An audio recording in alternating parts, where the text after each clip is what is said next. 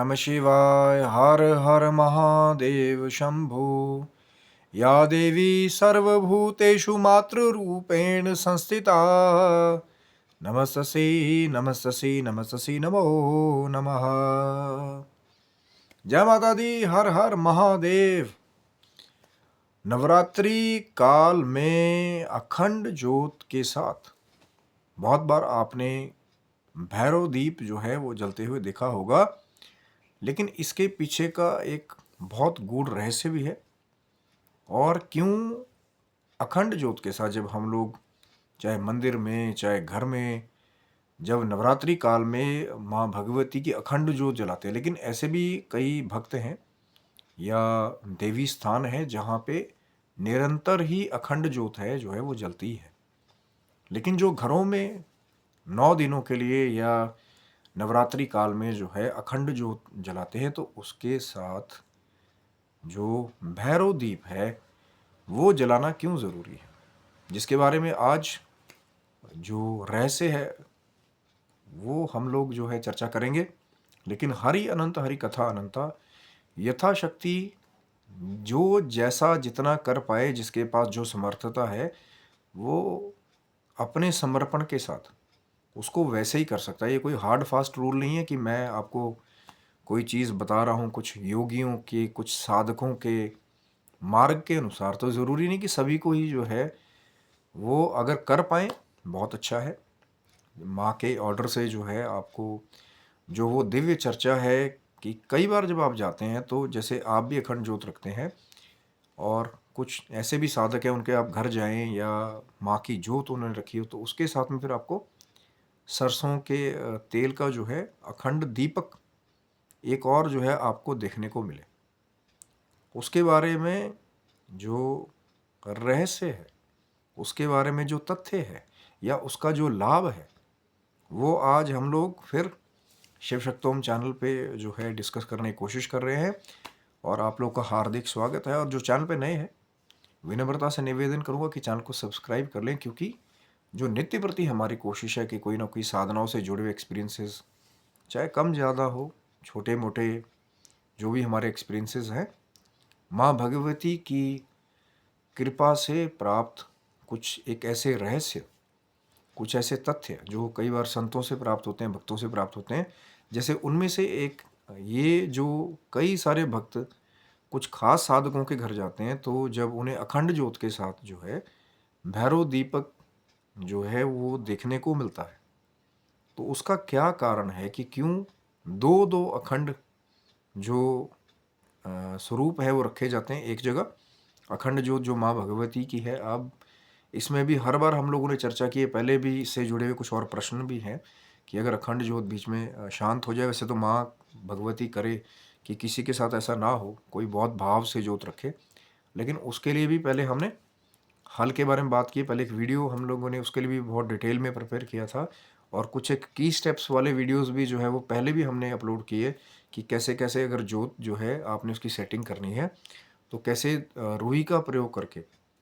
फिर पहले उसको निकाल करके फिर ज्योत की सेटिंग की जाए, ताकि डर ना रहे कि कहीं सेटिंग करते हुए अगर ज्योत जो है वो शांत हो जाए। लेकिन आज का वीडियो जो है वो है कि अखंड ज्योत जो माँ भगवती की आपने ज्योत रखी है उसके साथ जो है भैरव दीपक जो है, जो बहुत सारे महान भक्त हैं, संत हैं, या बहुत सारे जो देवी के जो शक्तिपीठ हैं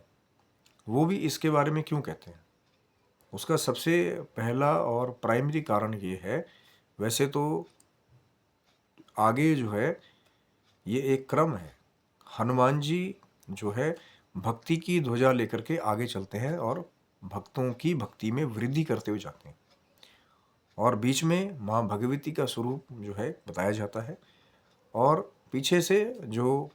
भैरव जी हैं वो तंत्र को काटते हुए जाते हैं। वामाचारी जो कोई भक्तों को अगर तंत्र क्रियाएं परेशान करे तो भैरव जी पीछे से उसको काटते हुए जाते हैं। तो जब इसके दो मुख्य कारण ये है, भैरव दीप जो है अखंड ज्योत के साथ लगाना, एक तो कि जो सुरक्षा है, आपने बहुत बार ये भी सुना होगा कि महाविद्याओं के भी भैरव हैं, शक्ति पीठों के भैरव हैं जो उनकी रक्षा करते हैं। जो उस स्थान की रक्षा करते हैं। और जब सरसों का दीप जो है वो भैरव जी के निमित्त जलाया जाता है, तो वहाँ एक तरह से भैरव जी का भी वास है, जो उस स्थान की रक्षा करें, उस भक्त की रक्षा करें जो साधनाएं कर रहे हैं। कवच का पाठ, जैसा मैं हमेशा कहता हूँ, वो एक अलग प्रारूप है। और जैसा मैंने कहा कि वामाचारी कुछ क्रियाएं हैं, उनको भैरव जी काटने का काम करते हैं। तो एक रीज़न ये है कि अखंड ज्योत के साथ जो है भैरव जी का जब दीप लगाया जाता है, तो अगर कोई ऐसा है जो नहीं चाहता कि आप अपनी नवरात्रि काल की साधना पूरी करो, आपकी ज्योत के ऊपर अटैक करने की कोशिश करता है, तो हमने कई बार साक्षात ये भी देखा है कि वो जो भैरव दिया आपने पहले लगाया है, वो ही अपने ऊपर कई बार वो जो कुछ गलत क्रिया अगर कोई कर रहा है, उसको अपने ऊपर ले लेता है और आपकी ज्योत का जो अखंड ज्योत है, जो सबसे मेन है, उसकी रक्षा करता है। ऐसा भी देखा कि कहीं सफाई के लिए कोई स्टैंड जो है, जैसे मॉडर्न डे आजकल दूसरे स्वीपिंग के लिए इक्विपमेंट आते हैं, तो कहीं अलग से खड़ा करके रखा, तो वो बिल्कुल सीधा वहाँ जा कर के गिरा जहाँ पे जो माता रानी की ज्योत थी वो विराजमान थी। लेकिन बीच में क्या आया, बिल्कुल सीध में जो है वो भैरव जी का दीपक पहले पड़ा। तो वो जो स्टैंड था, अब ये माँ भगवती जानती हैं कि कोई दूसरी चीज़ थी या कोई ग्रह की ऐसी बाधा थी जो शायद वहाँ पे अखंड ज्योति के ऊपर, वैसे तो माँ भगवती की शक्ति है जब तक माँ विराजमान है तब तक, लेकिन कुछ बड़े संतों ने रहस्य बताए हैं, उनको करके भी जो हमने साक्षात देखा कि भैरव दीप ने कैसे माँ भगवती की ज्योत की रक्षा की, अखंड ज्योत की। ये मेरा खुद का आंखों देखा एक एक्सपीरियंस है। और जब सरसों के तेल का आप दिया वहाँ जलाते हैं, आप कई बार ऐसा भी होता है कि कुछ पूजन की पद्धतियाँ ऐसी भी हैं कि जब तक थोड़ी देर बटुक भैरव जी का पूजन करना है, तो फिर वो एक अलग दीपक होता है कि थोड़ी देर जलाना ही तभी है जब पूजन करना है। लेकिन हम लोग अखंड दीप की बात कर रहे हैं, सरसों के तेल का। तो अगर जैसे हम बोलते हैं कि उत्तम अगर गाय का घी माता रानी की अखंड ज्योत के लिए मिले, तो वातावरण जो है शुद्धि से भर जाता है। यही कारण है कि अखंड ज्योत जहाँ 9 दिनों तक जले, तो वहाँ वातावरण में जो भी नेगेटिविटी होती है, वातावरण में जितनी दूसरी आई बलाई या चीज़ें होती हैं, तो वो जो गाय का घी का जब शुद्ध ज्योत आप वहाँ जलाते हैं, तो वातावरण शुद्ध हो जाता है, तो घर की शुद्धि हो जाती है। इसीलिए बार बार कहते हैं कि शुद्ध अगर हो सके तो गाय के घी का प्रयोग जो है वो ज्योत के लिए किया जाए। लेकिन बहुत जगह कहते हुए थोड़ा बुरा लगता है, वो ज्योत वाला घी, ज्योत वाला घी उसको बोल करके, वो फिर माँ की व्यवस्था है। अब कई जगह लोग कहेंगे कि महाराज फिर तो कॉस्टली बहुत है, गाय का जो शुद्ध देसी घी अगर कहीं से लेके आना हो। वो सब व्यवस्था जब आप प्रार्थना करेंगे माँ भगवती से, वो अपने आप आपकी कोई ना कोई व्यवस्था करेंगे। माँ सब जानती है किसके घर में क्या है, किसका भाव क्या है, तो वो माँ ही है व्यवस्था करने वाली। अगर मैं ये कह दूं कि भैया मैं तो हमेशा से व्यवस्था करता हूँ, तो वो माँ भगवती व्यवस्था करने वाली कि गाय के घी की शुद्ध अगर अखंड ज्योत जल जाए वहाँ पे, तो फिर तो कहने ही क्या। या देसी घी जैसे जो घरों का होता है, कम से कम वो अगर प्रयोग किया जाए, वो एक अलग बात है। पर सर्वश्रेष्ठ गाय का घी जो है अगर शुद्ध अखंड ज्योत के लिए मिल जाए। फिर बात आ गई भैरव दीपक के लिए, तो जब सरसों का तेल का आप अखंड दीपक जलाते हैं, तो उसका भी आपके एटमॉस्फेयर में नेगेटिविटी को रिमूव करने का एक अलग ही जो है कृपा प्राप्त होती है। ये उसका दूसरा कारण है कि क्यों अखंड ज्योत के साथ, जहाँ आप घी की जो है शुद्ध ज्योत जो है वो जला रहे हैं, उसके साथ फिर जब सरसों के तेल का दीपक जलता है, तो एटमॉस्फेयर में उसका भी जो है आपको लाभ मिलता है। क्योंकि मैंने पहले ही बता दिया आपको कि कुछ वामाचारी जो आई बलाई हैं या कुछ नेगेटिव एनर्जीज हैं, तो जब वातावरण में ये शुद्ध चीज़ों का आप ज्योत के साथ प्रयोग करते हैं, तो फिर वो जाने शुरू हो जाते हैं। अब बहुत सारे कुछ प्रश्न ऐसे भी आते हैं कि फिर भैया तेल की अगर ज्योत जलाई है, तो वो भी अच्छा है। अगर नहीं है आपके पास व्यवस्था, तो फिर जो हमारे पितरों को तृप्त करता है, तिल के तेल की जब ज्योत है, क्योंकि तिलों के साथ ही हमारे पितरों की भी तृप्ति होती है और वातावरण में उसका भी एक अलग प्रभाव है। लेकिन हर जगह अलग अलग जो पदार्थ है, जिसकी जोत जलाई जा रही है, जिसका होम किया जा रहा है, उसका अलग अलग रोल है। कहीं अति उत्तम गाय के घी का अलग रोल है, कहीं शुद्ध सरसों के तेल के दीपक का अलग रोल है, कहीं तिल के तेल की जोत का अलग रोल है। ये फिर और एक बहुत विस्तृत ज्ञान की चर्चा है। लेकिन जो मैंने आपको कहा कि लाभप्रद जो मेन जो मुख्य 2 पॉइंट्स मैंने आपके आगे रखे हैं, जो संतों से भक्तों से प्राप्त होते, कि अखंड ज्योत के साथ भैरव दीपक इसीलिए लगाया जाता है कि एक तो भैरव जी जो है वो वामाचारी पद्धतियों के द्वारा अगर कोई गलत क्रिया कर रहा हो तो उसको काटने का काम करते हैं, आपकी अखंड ज्योत की रक्षा करते हैं। क्योंकि हर एक शक्तिपीठ की रक्षा जो है वो शक्तिपीठ के भैरव करते हैं। तो जब आप वहाँ अखंड ज्योत की स्थापना करते हैं तो वहाँ पे अगर भैरव जी का दीपक जो है सरसों से जो आप वो दीप जलाएंगे तो वो फिर वामाचारी कुछ अगर कोई गलत क्रिया करने वाला हो, क्योंकि ऐसे बहुत सारे दूसरी नेगेटिव एंटिटीज़ हैं या कई नेगेटिव जो तंत्र का प्रयोग करने वाले हैं, वो नहीं चाहेंगे कि आप अपनी नवरात्रि साधना जो है माँ भगवती की पूरी करें। कई बार लोग ऐसा भी नहीं चाहते, क्योंकि उन्हें ये पता है कि अगर एक बार साधना पूरी आपने कर ली, कहीं माँ भगवती की ज्योत का जो है निरंतर अखंड ज्योत के रूप में आपने प्रकट कर दिया उसको, या प्राकट्य हो गया, तो फिर वहाँ नेगेटिव चीज़ों का अपने आप ही सफाया हो जाता है। माँ भगवती की कृपा अपने आप ही उस घर की आई बुराइयों को दूर कर देती है। क्योंकि वहाँ जब शुद्ध आप गाय के घी की अखंड ज्योत जलाएंगे तो वहाँ वातावरण अपने आप शुद्ध हो जाता है, वहाँ पे कुछ नहीं ठहरता। फिर वो फिर अलग अलग प्रयोग है कि देवी कवच का भी पाठ या दुर्गा सप्तशती का पाठ उनके साथ करें तो और लाभ है। लेकिन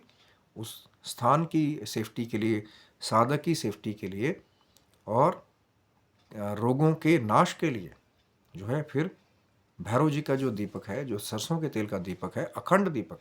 वो भी जलाया जाता है। और उससे जुड़ा एक और लाभ और भी है, जब 2 जगह आप अखंड स्वरूप जलाते हैं तो मान लीजिए अगर एक शांत भी हो जाए तो उस दूसरे के द्वारा फिर आप उसको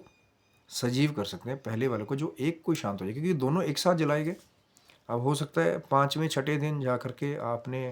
अखंड ज्योत रखी हो, एक शांत हो जाए तो दूसरा अगर जल रहा हो तो उसके द्वारा फिर पहली ज्योत को आप सजीव करने का ये भी कहीं ना कहीं मत मिलता है। मैं इसमें ज़्यादा डिटेल नहीं जाऊंगा कि भैया ये करना चाहिए कि सही है कि नहीं है, या पता नहीं कहाँ से बता रहे हैं। मैंने पहले ही कहा कि हरि अनंत हरि कथा अनंता। तो कई बार ये भी लाभ देखा गया कि अगर दोनों में से एक शांत हो जाए, क्योंकि दोनों ही अखंड स्वरूप आपने इकट्ठे जलाए हैं, तो वो जो निरंतर जल रही अखंड ज्योत है उसके द्वारा फिर दूसरे को आप सजीव करने का ये मत भी जो है बहुत सारे जो नवरात्रि में अखंड ज्योत रखने वाले साधक हैं इसका भी प्रयोग करते हैं। लेकिन अब ये आपके ऊपर है कि अब जी वही सोच रखनी है कि जी मेरी ज्योत बुझ गई, मेरी ज्योत खंडित हो गई, मेरा भाग्य ही ऐसा है, अब मेरा साथ पता नहीं क्या हो जाएगा। और कई उससे भी महान लोग हैं कि अखंड ज्योत आपने रखी थी, बुझ गई, अब माता रानी जो है अस्त्र शस्त्र लेकर के आपको मारने के लिए आ जाएंगे। ज्योत माँ का स्वरूप है। कई बार ऐसा भी होता है कि कोई भक्त है वो ज्योत को ठीक करने गया, सेटिंग जो 9 दिन की जो हम लोग खड़ी ज्योत जो है वो जलाई जाती है, तो उसको आपको भट्ठी को जो है वो उठाना पड़ता है, चाहे वो फिर क्लिपर से। कई बार ऐसा भी होता है कि इतनी सी ज्योत रह जाती है, फिर जल्दबाजी में आप जब उसको प्लक्कर से उठाने लगते हैं तो कई बार कुछ ऐसी अप्रिय घटना घटित हो जाती है कि ज्योत जो है वो शांत हो जाए। तो वहाँ पे मैंने पहले भी कहा था कि अगर ज्योत फिर भी जो है शांत हो जाए, मैं फिर वो वीडियो की बात रिकॉल कर देता हूँ इसमें, कि फिर घबराना नहीं चाहिए कि भैया अब आप रोने बैठ जाओ कि भैया साधना खंडित होगी, ये हो गया वो हो गया। तो जैसा मैंने बताया कि अगर 2 स्वरूप है अखंड ज्योत के जलाए हुए, तो वहाँ पे क्या कर सकते हैं, जो पहले से मान लीजिए अगर ज्योत शांत है तो दीपक के द्वारा आप सजीव कर सकते हैं पहली को। और अगर दीप जो है वो शांत हो जाए तो फिर अखंड जो ज्योत जल रही है उसके द्वारा भी फिर चाहे रुई के द्वारा या लकड़ी के द्वारा उसको जला करके फिर दूसरे को आप सजीव प्रज्वलित जो है वो कर सकते हैं। लेकिन जब मन में अगर वहम आ जाए कि भैया खंडित हो गया, ये हो गया, वो हो गया, माँ की कृपा है, साधने करते रहिए। कई बार कुछ ऐसे फ्यूचर के भी कुछ बुरे संकेत भी मिलते हैं ज्योत के रूप में,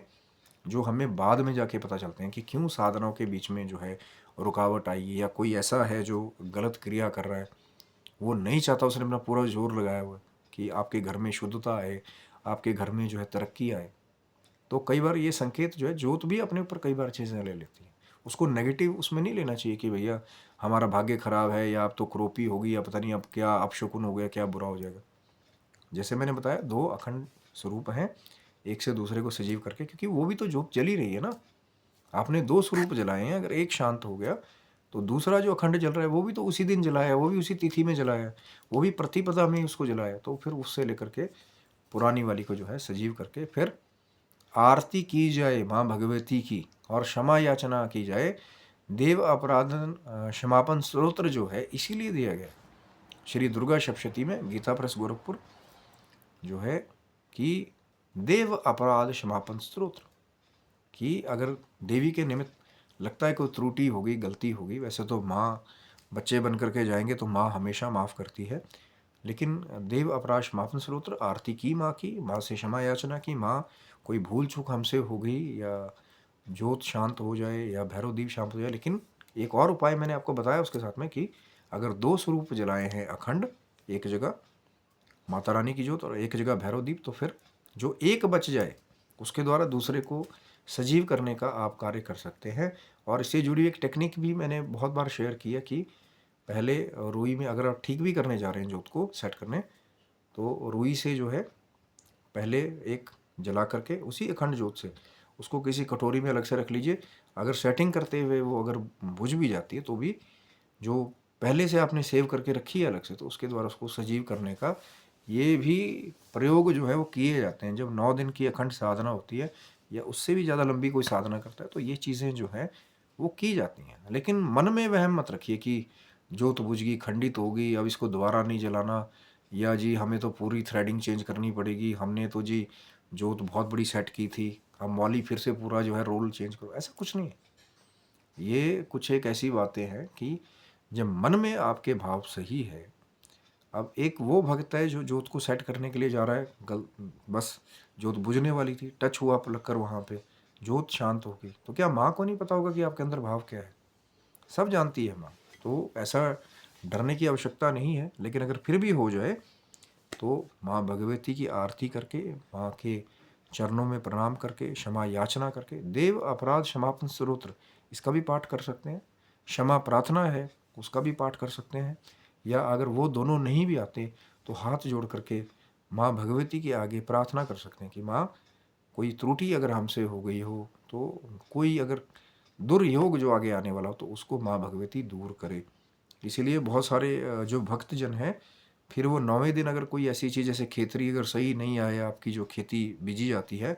माँ शाकंभरी के रूप में, तो शांति पाठ, शांति हवन जो है आखिरी दिन करने के लिए बताया जाता है। सभी विधान है, ऐसा नहीं कि हमारी किस्मत खराब होगी या अपशकुन हो गया, माँ की क्रोपी होगी। तो कुछ एक ऐसे उपाय हैं जो मैंने आपके साथ शेयर किए आज, जो हम चर्चा कर रहे थे कि क्यों अखंड ज्योत के साथ जो है अखंड भैरव दीप जो है वो बहुत ज़रूरी है, उसका लाभ क्या है। आशा करता हूँ कि ये जो ज्ञान है ये आपको अच्छा लगा होगा।